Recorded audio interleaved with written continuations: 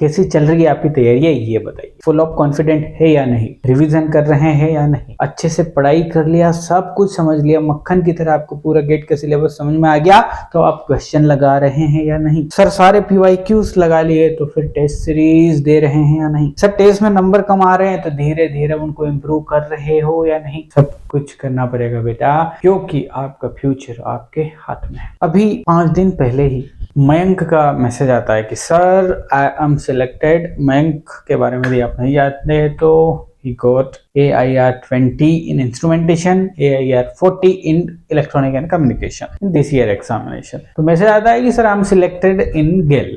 बहुत खुशी हुई मुझे सुन के। उससे पहले वो यहाँ पे मिलने आया था, स्टूडियो में आया हुआ था, तो बड़ा वरीड था क्योंकि उसका बार्क नहीं हुआ था, बार्क में सिलेक्शन नहीं हुआ था, या फिर बार्क वाला अच्छा नहीं गया था। हाँ यस, बार्क वाला अच्छा नहीं गया था, NPCIL वाला अच्छा गया था। उसके बाद देख के डायरेक्ट वो यहाँ आया। वो वरीड था कि पता नहीं सर क्या होगा, सिचुएशन ऐसी है कि रिजल्ट आ पाएगा proper, this and that. But selection होने के बाद बोलता है, जब बात हुई कि सर 2 साल लगे मुझे यहाँ तक पहुंचने में। जब मैंने प्रिपरेशन स्टार्ट करी थी, अब मैं प्रिपरेशन स्टार्ट करने के बाद गेट के एग्जामिनेशन दिया, 3rd ईयर में ही कर दी थी। एग्जामिनेशन देने के बाद फाइनल रिजल्ट आया और finally got selected in the PSU, the dream company जो उसने टारगेट करके रखी थी। बोलता है सर अब हम नई जर्नी स्टार्ट करेंगे। मैंने उसको विशेष करी कि अब नई जर्नी के लिए ढेरों शुभकामनाएं। कि उसने ये स्टोरी 2 साल बंदा, बस 2 साल 3rd ईयर को कंसिडर कर लिया, इसलिए 2 साल, अदरवाइज तो ओनली 1 साल विद द फाइनल ईयर। इस 1 ईयर की जर्नी में आप दिल से पढ़ लिए, तो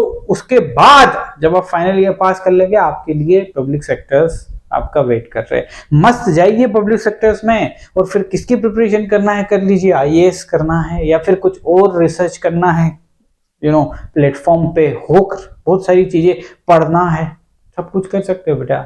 लेकिन इन 2 साल को ऐसा ही निकाल दिया और कुछ भी नहीं हुआ सिलेक्शन, तो फिर जीवन में ढेर सारा प्रेशर आएगा, social pressure, social economic pressure. इधर भटकना पड़ेगा, उधर भटकना पड़ेगा, कुछ भी समझ में नहीं आएगा कि क्या करना है। माता पिता पूछेंगे कि क्या हो रहा है, पड़ोसी पूछेगा कि क्या हो रहा है, समाज वाले पूछेंगे कि क्या चाहते हो, तो कुछ कर लो। इन सारे प्रेशर से इनसाइड एक ऐसा तूफान क्रिएट हो जाएगा लाइफ में कि रिग्रेट करोगे, और वो समय याद आएगा कि काश उस समय मैं पढ़ लेता। आप में से कुछ ये भी सोच सकते हैं कि काश उस समय कोई हमें गाइडेंस दे सकता था। तो मैं दे ही तो रहा हूं बेटा, पढ़ लो ना बेटा, आपके ही हाथ में। देखो मेरी इन बातों का भी असर 100 में से 10 लोगों पे पड़ेगा ना, और 10 लोग सिलेक्शन हो जाएंगे, 90 लोग नहीं होंगे ना।